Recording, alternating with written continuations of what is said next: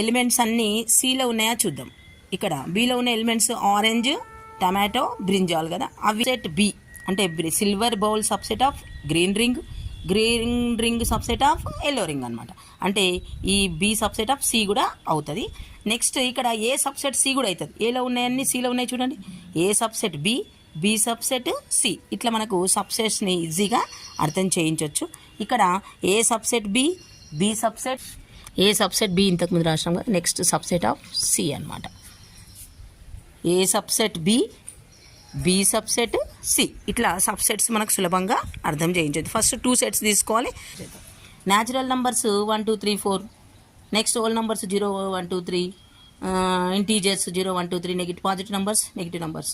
చూడండి natural numbers అన్ని whole నంబర్స్లో వస్తాయి కదా. న్యాచురల్ నంబర్స్ కాబట్టి హోల్ నంబర్స్ అన్ని ఇంటీజర్స్లో ఉన్నాయి కాబట్టి N subset denoted by natural numbers. Natural number subset whole numbers, whole number set subset integers, integer subset rational numbers. ఇట్లా మనకు ఈ రియల్ లైఫ్ ఎగ్జాంపుల్ చెప్పిన తర్వాత ఈ నంబర్స్ గురించి చెప్తే చాలా క్లియర్గా స్టూడెంట్స్కి అర్థమవుతుంది.